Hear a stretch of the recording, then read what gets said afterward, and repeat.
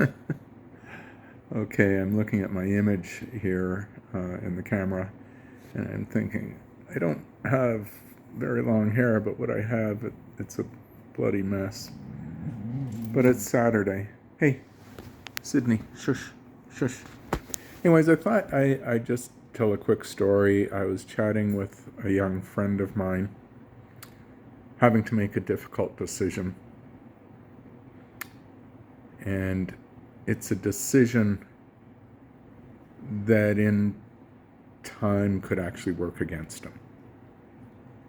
So how do you bring that to someone's attention? I told him a personal story. This goes back to 1989.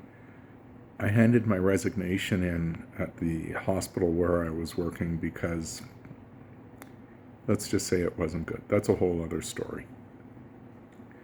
But I did need another job. I was going to swing into private practice. Then I caught up with a friend of my father's.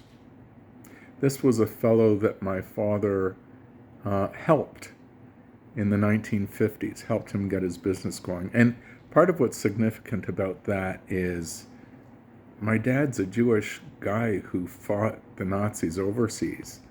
And this guy was a young German guy. So as the story goes, my dad let him into our home as a tenant, renting out the basement to help pay the mortgage, when all other friends and relatives said, "You'd let a German in to your home?" But that was my dad. He didn't have a prejudiced bone in his body. So I let Walter in. And now, years later, my father has long since passed away. I needed some windows for our cottage, and I go see Walter because that was his business. We're catching up. I tell him that I've, recently resigned my position. And right then and there, he offers me a job. Twice the salary, plus commission. I was a good salesman back in the day. So he was going to have me come sell for his company. And I got to tell you, that was pretty damned exciting. Twice the salary. Hello. I'm recently married and worried about an income. The thought of private practice was a bit daunting.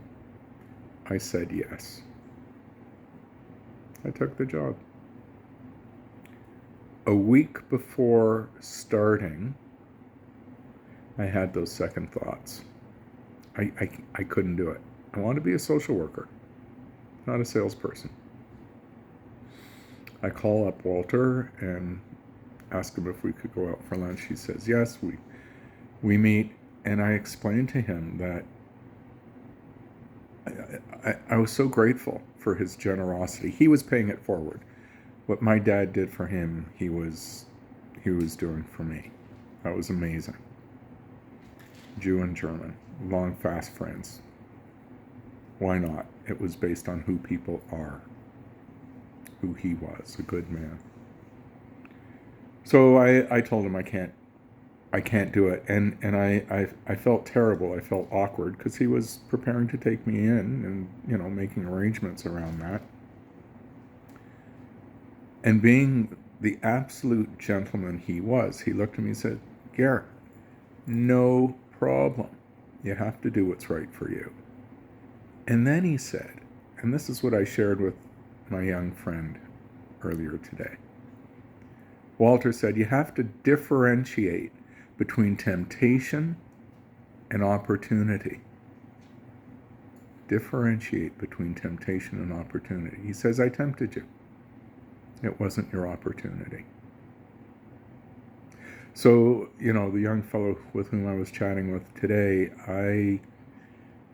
I foresaw that if he accepted a particular opportunity, it would have put him in an ethical bind. As much as he would enjoy or benefit from that opportunity, which is what would draw him in, I shared my concern that it could haunt him in the future. He was quite grateful. And with that, he's going to be making some different decisions. So I'm just sharing these stories with you. Differentiate between temptation and opportunity. I hope that story's helpful. I'm going to say goodbye. Take care.